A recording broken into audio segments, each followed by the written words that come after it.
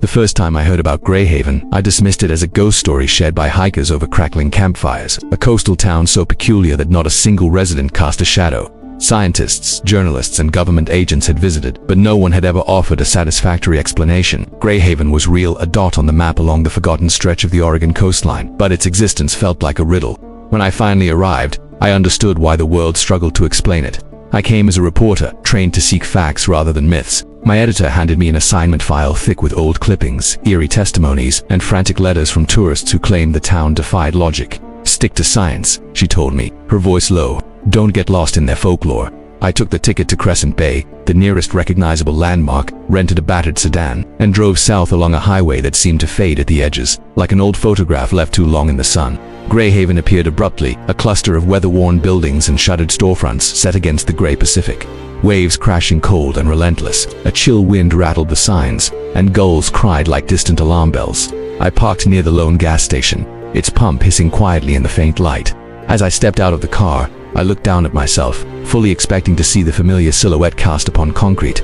But there was nothing, just the gray of the pavement. Undisturbed, I blinked.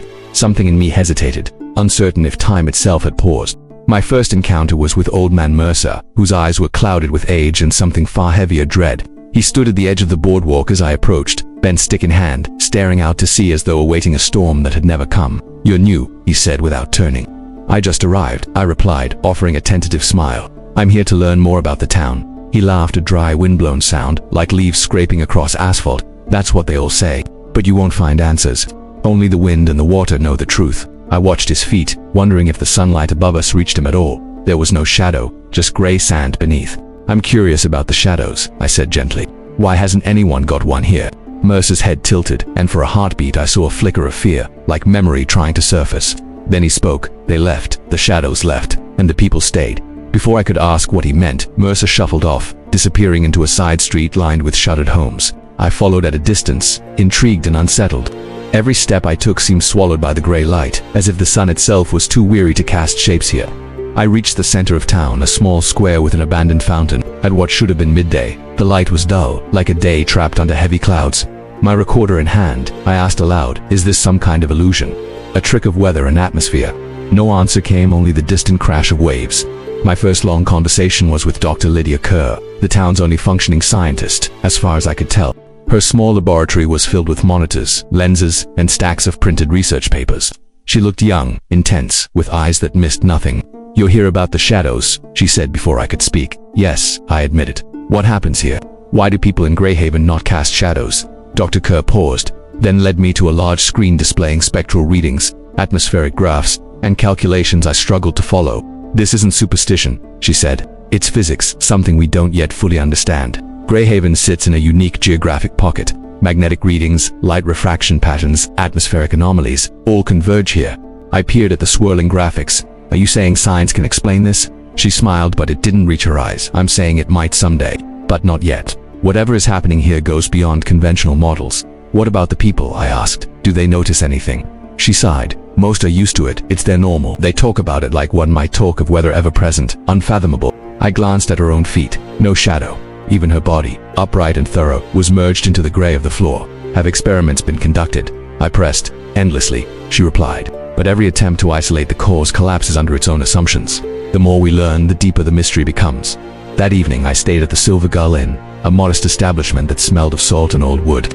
The innkeeper, Martha, was warm but evasive about the town's peculiar trait. "Everyone here is fine," she said as she handed me a lukewarm cup of coffee.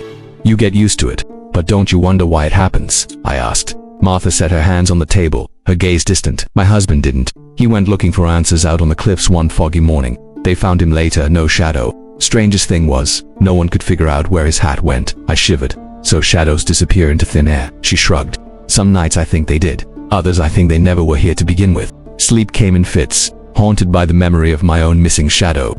In dreams I saw it, a dark shape dancing just behind me, tethered by whispers.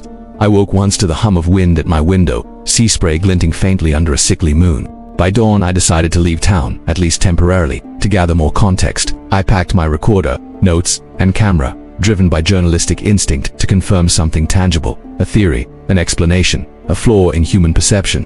Greyhaven should not exist, and yet, there it was. As I walked toward my car, I noticed something odd. Footprints in the damp sand. Not full prints, just partial depressions like faint echoes. Toe marks without heels. Toe marks without toes. I bent down, brushed my fingertips against them. The grains cold and real. My breath caught. Then, sudden motion, a figure stood at the bluff above, watching. I blinked. A woman silhouetted against a rising sun that seemed to pale, too weak to create any contrast. She stepped forward, yet her body cast no shadow. I called up, "Hello." She didn't answer. Instead, she pointed toward the sea, where the horizon shimmered with strange light, almost as if two realities overlapped. Then she was gone. I drove back to the town square, heart racing. Something wasn't just peculiar. Something was wrong. My recorder picked up strange interference, low-frequency waves that distorted otherwise normal audio. Dr. Kerr confirmed later that the equipment was detecting patterns similar to those found near Earth's poles, in areas where magnetic anomalies disrupt light and electromagnetic fields. Greyhaven is like a natural laboratory, she said, but unlike anything we've ever seen. That night I questioned every assumption I held about reality.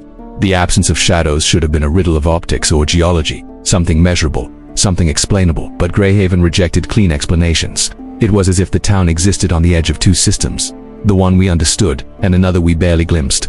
I needed more data, so I walked along the shore where the tide whispered secrets. Wind gusted not harsh, but with an uncanny persistence, and the sea looked deeper than usual, as if concealing layers beneath its surface. I saw footprints again, more like sketches on sand, and followed them toward a rocky inlet. There, an old metal hatch jutted from stone, rust-bare, and partly obscured by seaweed. I knelt and brushed away the debris.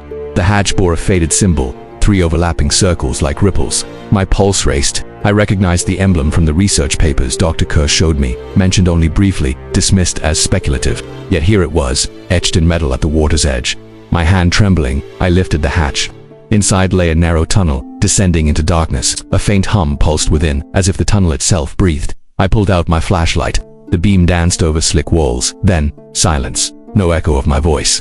No sign of wind. I took a step in, cut to black. I descended slowly, recording everything. The air grew cooler, yet heavier, as if laden with unseen weight. I passed along walls marked with the same circular symbol until I reached a cavernous chamber. At the center glowed a dim crystalline array, a formation unlike anything geological. It pulsed with low light, rhythmically like a heartbeat. I felt it in my chest. Then I saw movement, figures, slender silhouettes emerging from shadows that shouldn't exist here. They had faces human, but with depthless eyes and faint ripple marks across their skin, like water reflections. One stepped closer. "You see us now," it said in a voice both melodic and distant, not shadows but echoes. "We are what remains where light refuses form." My mind reeled. "What are you?" "Not spirits," it replied. "Not ghosts. We are impressions, residual energies bound to Greyhaven's convergence point. Where light distorts, our form persists, but why no shadows?" I whispered here. "Light bends to memory," it said. "Objects lose contrast. The sun's rays refract beyond normal wavelengths, so shadows cannot form. Only echoes of presence remain." I tried to rationalize physics, optics, refractive fields, but it felt too real. Then an image flickered behind my eyes. Waves colliding, atmospheric currents folding, geometry of light bending in impossible curves. The figure extended something a small shot, glittering like broken glass. "This is a fragment of the convergence. With it you may return, but what you saw here changes you." My instinct was to flee, but something compelled me to take it. The return was disorienting. The tunnel seemed to stretch and compress at once. When I emerged, salt air stung my eyes and gulls cried overhead. Sunrise was near, yet the light still seemed gray. I raced back to the inn, breathless. Dr. Kerr was waiting. "You found it," she said. "What?" I asked. She held a photograph, my own image, taken hours earlier, showing no shadow. "You brought something back," she said. "We'll need to study it carefully." I showed her the shot. She gasped. "This could rewrite what we know about light, perception, and material existence." Then we noticed movement outside. Townspeople, their heads tilted upward, staring at the sunless sky. As dawn broke fully, something changed. A low hum filled the air. The sea receded slightly at the shore, and then for a brief moment, shadows flickered where none should be, and then were gone again. Dr. Kerr turned to me, wide-eyed. "Greyhaven wasn't just an anomaly," she whispered. "It's a gateway, perhaps a boundary between how we understand the world and something beyond." I realized then that Greyhaven's mystery was not a puzzle to be solved quickly, or even in a lifetime. It was a phenomenon that challenged the very foundation of perception.